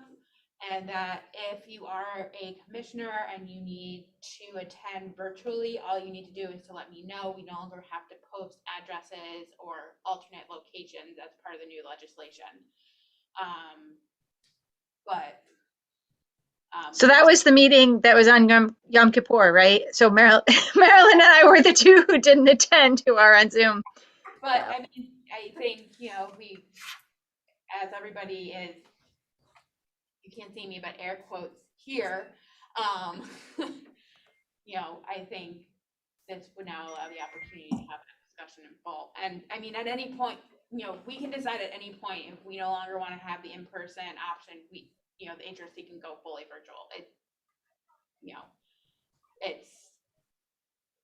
can be changed now without having to go through a lot of, red tape to make those changes. Do you feel, Aaron Glennon, that the quality of your work and the commission's work was adversely impacted once we kind of figured out the Zoom stuff? Do you think we served our applicants equally or worse or better? I would say that, we've served the applicants equally. I think you all did a very good job of rolling with it and adapting to Zoom. I think there are a number of benefits with the ability to have anyone attend from anywhere. So, with applicants, if they're out of town, we saw this with Conifer and the architect for the 25 Delaware project. They're located in Rochester and Boston. They were able to attend virtually without having, leave their homes. I think sometimes it is a little challenging for some people to have to adapt to it and figure out the online, the virtual system. And if you are having any connectivity issues, it does make it a little bit more difficult, but I think we've, for all of our land use boards, we've kept everything rolling, and I think we've served everyone just as well as virtually as we did in person, so. It has its, plus and minuses, but What's everyone's concerns yet around COVID then? I mean, I still nervous. I got my booster and I'm still nervous. Does that contribute to the conversation? I got my 3 shots now. I think most of us have shots, at least 2. I think it still is I think it should still be a concern for everyone, knowing that even though you are vaccinated, there is still a high chance of you being able to contract the virus. I think, we do take steps to make sure that all the surfaces are sanitized before everyone comes in, that everyone is required to do contact tracing still, no matter what your vaccination status is. But, I think if members don't feel safe, there's no, you have that option to attend virtually. It's, there will be no issue with that whatsoever. Everyone's, opinions and safety, feeling of safety it varies, so it's up to you. But it's still. So to some degree, what Erin and I heard being remote would be the same as any of the applicants. So that whole reminder to speak loudly into the microphone, et cetera. It's not, it's nice for us to hear, but the applicants need to hear really as well. How about John and Chris and Jack? How was the audio, or in this hybrid mode, how was Erin and my involvement for you all? Well, other than not being able to see you, because we had other things on the screen, the audio was fine. It's got a real high-res camera. You don't see me? Very well. So Right now, yes, but during the meeting, we weren't, No vision. we didn't have tiles on the side that Right, face. We just heard a voice. right. So when the share screen is on and the PowerPoint presentation is up, I can see you as participants, but you're not visible on the TV screen. Right. And so that it doesn't interfere with the PowerPoint You presentation. almost need a second screen. Yeah. You need the screen and the applicant who's dialed in, as well as any commission members who have to dial in.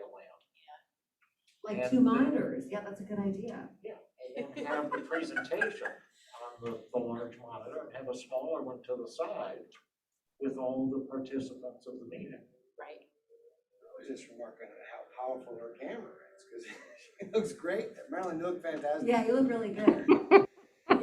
That's because I learned how to do that blur background. It's really, That's what it yeah, it's very enhancing. I'd recommend it to all. Yeah, yeah. And I'm all dark because I haven't bought a ring light, and when I was sitting here, it was light outside, and then it got dark because I haven't been on Zoom in a long time at night. Well, I wanted to bring it up mostly because now I feel like I got to, after sitting in the room with applicants who were over Zoom that were talking, but we couldn't see, now having experienced it, I just wanted to sort of share what the experience was like. I think if everybody was on Zoom, it would be a more kind of oddly, like a more intimate, friendly experience, I think, for applicants who were on Zoom. But that said, this is fine. I'm glad I had the option.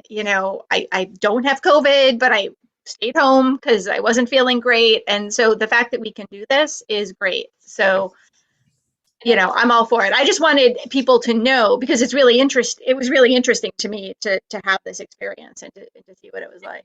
Question too, that those that didn't have Zoom nor the ability to have Zoom, but filed for a certificate of appropriateness, how were they handled? I mean, they're no, only if they propose the accurate things, I guess they don't have to come from the HOC or a major certificate. But did we lose anybody because of that, towards that, because we were at Zoom? I don't know if I'm saying it the way I want to say it. Right. But I don't know that No, we let's have. not I don't know that we've, so. So we were only catering, if we went all Zoom, I'm sorry to cut you off. Yeah, We're all Zoom, and then we're only catering to people that have computers or access to computers. not necessarily. So the Zoom is also set up that you can call in. So you don't necessarily have to have a computer or a camera in order to attend the meeting. As long as you have either, something with a dial, can dial up. There are multiple numbers where you can call in and attend those meetings from. But you can't see anything. Right, but you can't see anything, and we would not be able to then see the applicant either. They would just be voice over the Zoom system. Gotcha. So I know the one thing that Aaron Tobin had brought up tonight too was the audio quality, and that we will need to work on that to make some improvements. I know that I have actually heard that from a couple other applicants that it's either very fishbowl-y or muffled, and that people that are attending via Zoom have a really hard time hearing the commissioners in the room. Could in part be the mask. It could be the mask. Especially with the masks, right? Well, it's hard to hear you guys though, too. Yeah. I think that's the miking, yeah. Is there a way to Also. use headphones and microphones, build into the headphone and plug those into the system? We have to see and look into that and see if that's a possibility. It may also just be that we as, the staff in the planning department, we have to play around with the location of the speakers and some other things in order to maybe try to improve the sound for anyone attending over Zoom. Yeah, because when you're here in the room talking to each other, you have no idea how sensitive or how loud you are Right. over the microphone. Right. So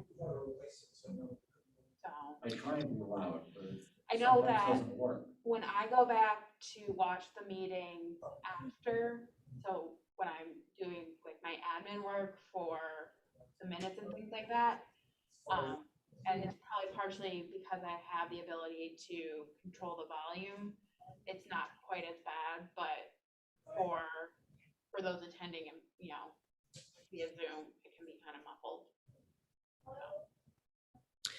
Aaron, I sent you a photo. Could you just share that? So just, here's what we see. So therefore, that's what the applicants see. We can just see ourselves, we can see ourselves.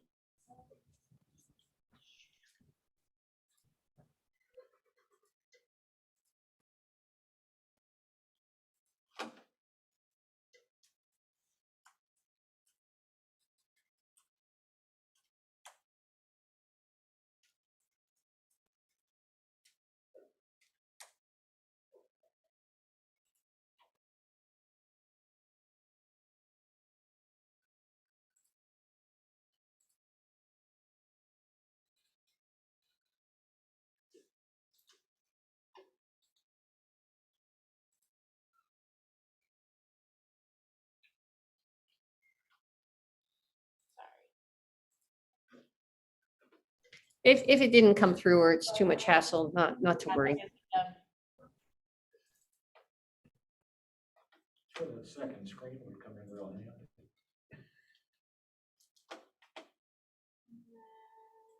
Yeah.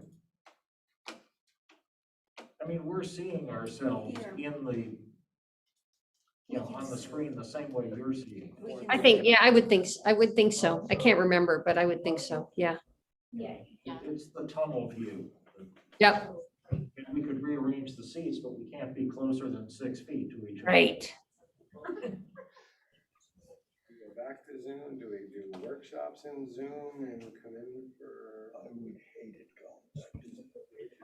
I like, yeah, Yeah, I'd like to meet her personally. Oh, excellent. When they say, walking to talk to somebody, I agree with you, Jack. Build off of each other's conversations different than we do. yeah. At least I think we. I mean, I suppose the person. that's Chris talking- can't hear you. We can't hear you at all. I mean, I'm whispering. maybe the person Don't who's want you to hear. talking can just take their mask off since everybody else has masks on. That's a So good idea. everybody else can hear Yeah. better. I mean, I know being in the room, that's like perfectly audible. I don't know how you all heard that, but Can you guys hear me? Very, That was now nice. we can. Now we can. I guess you have to get really close up to the. Yeah. You gotta be right in front. Yeah.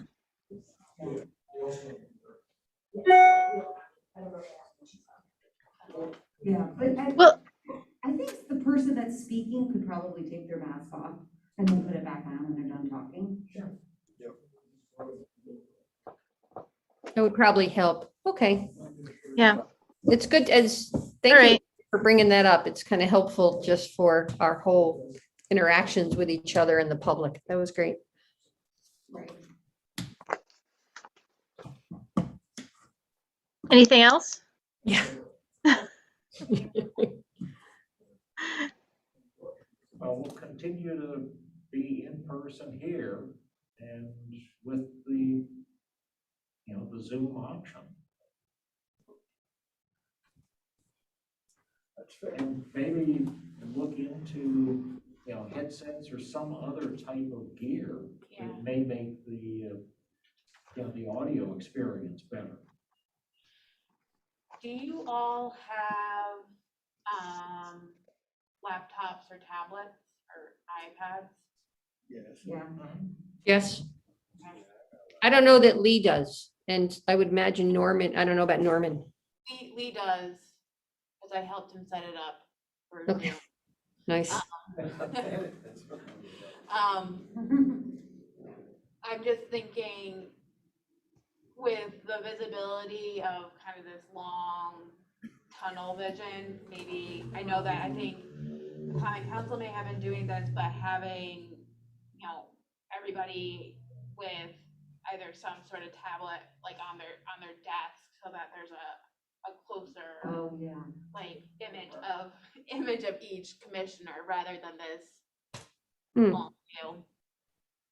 And just keep them muted so that we're not getting any feedback. So it's like we're on Zoom if we're there as well as if we're remote, which I think makes sense. Yeah, It's a little funny, but we do that at my office if we're all in the office, but some people are out. We're all on Zoom anyways. and yeah, we do have Wi-Fi. Sorry. So we bring our laptops, we zoom right here. So, Yeah.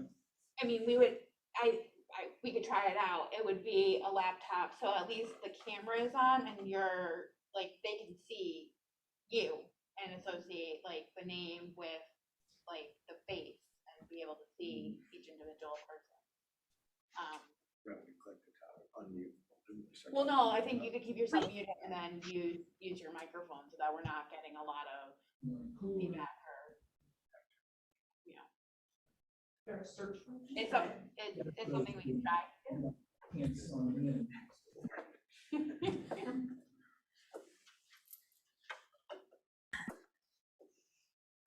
Marilyn, you're muted. What's she saying?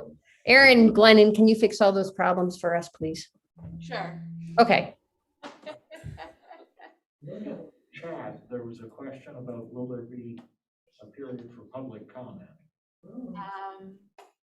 We didn't have it on the agenda for this evening, but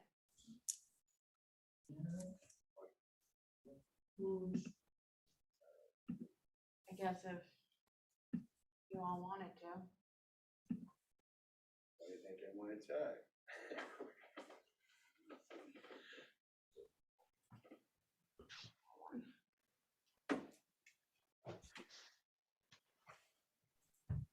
It looked like there was somebody who wanted to speak. There was somebody in the audience who asked if there was a period for public comment.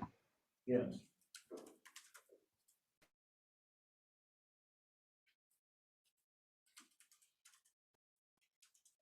Malcolm was here. She was there. Do they need to type their public comment in the chat? And I'm sending them, Who are they?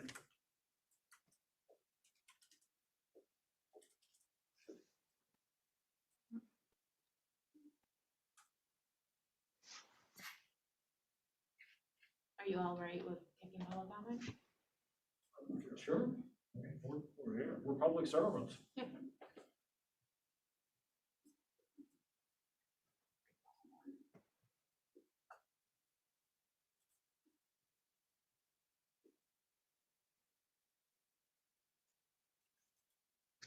Because it's not an agenda item, but. Shoot, hold on.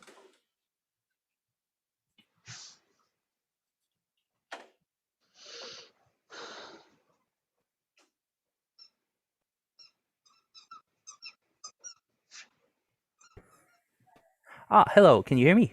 Yes, you have, So Okay. I wish to, can you see my picture? no, you're just. Is there a way to, enable that? It should just show up the same as a video. Let's see.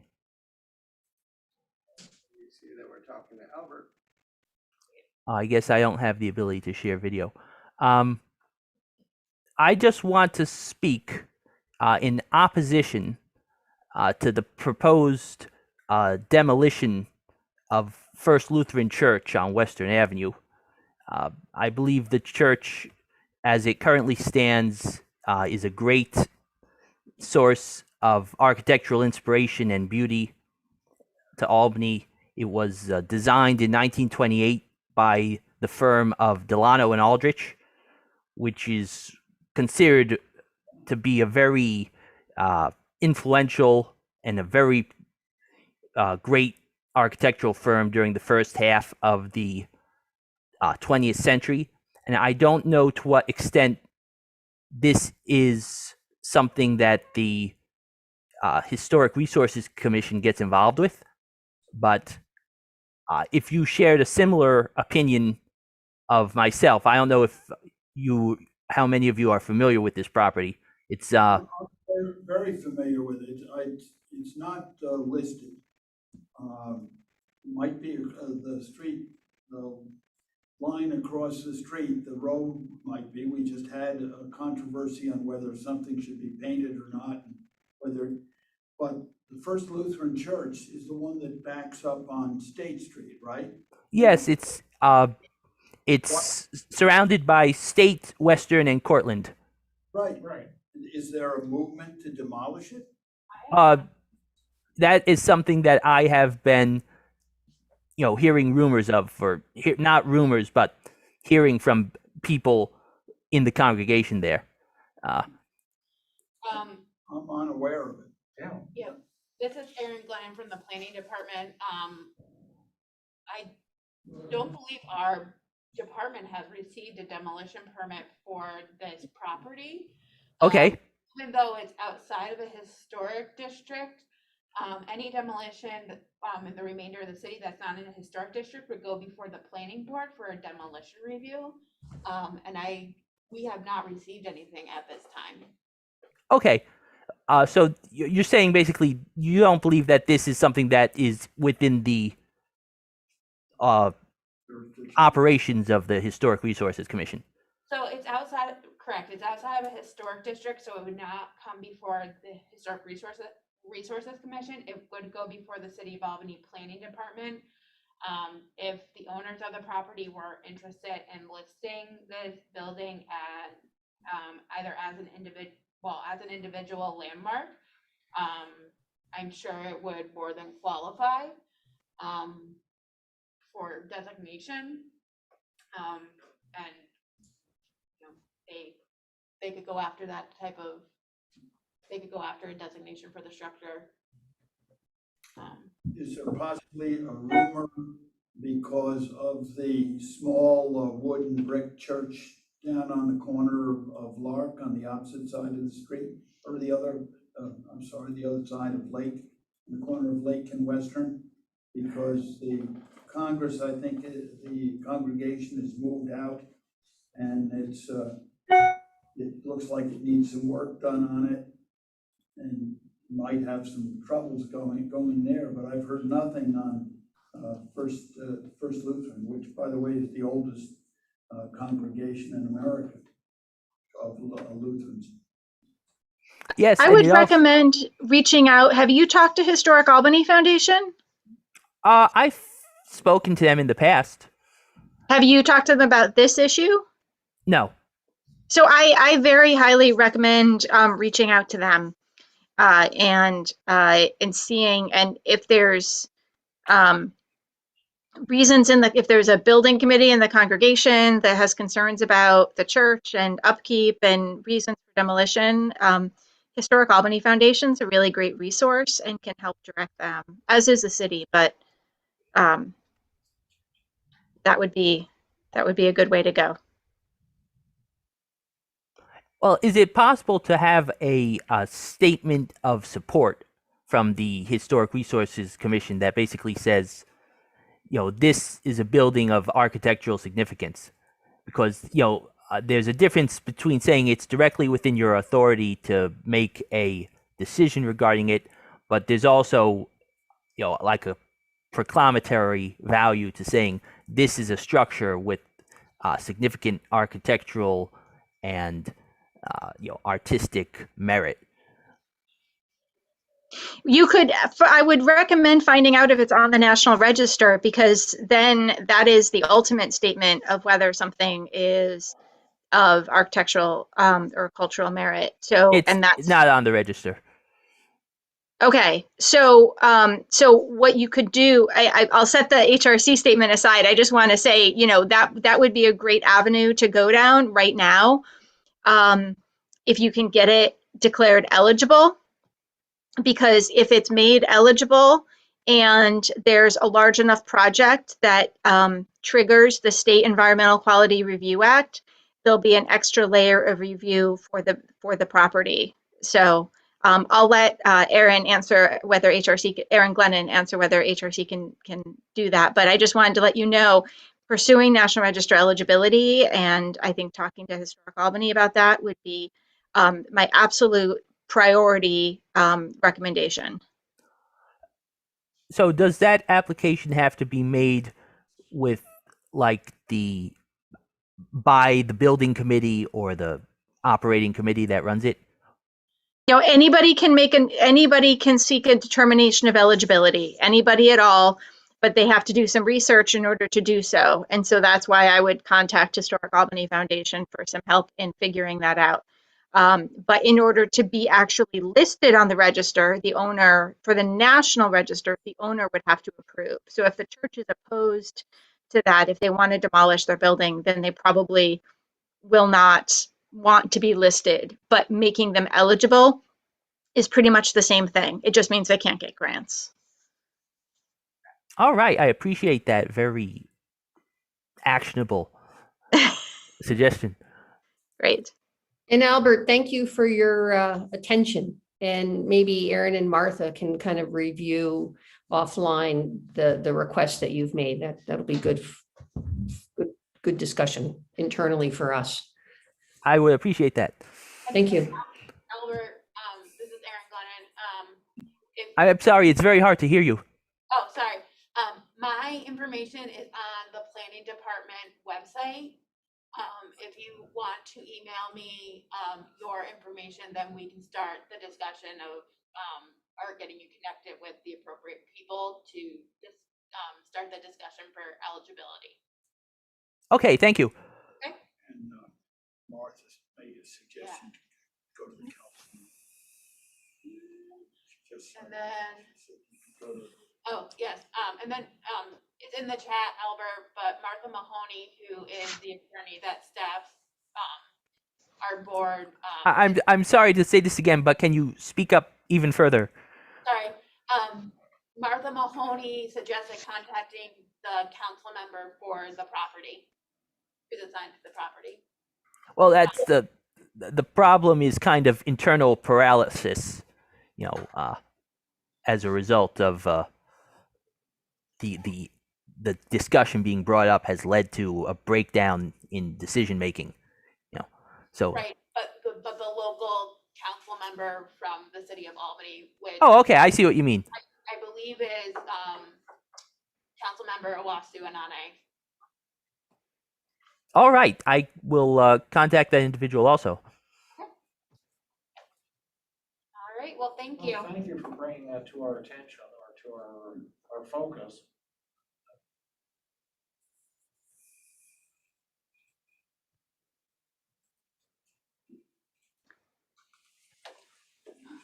Right. It's hard to gonna hear. have- It was hard to hear. Albert was right. I'm going to have to sign off in just a moment. I'm very sorry. I don't know if we're done, but I just wanted to. Entertain a motion to adjourn. So, I'll move to adjourn. all right, Second. we've got like 3 seconds here, so we're good. So all those in favor? Aye. All right. We Thank are you adjourned. all. Thank you. Thank you all. Thank you. Bye. Thank you. Bye. All right, they were-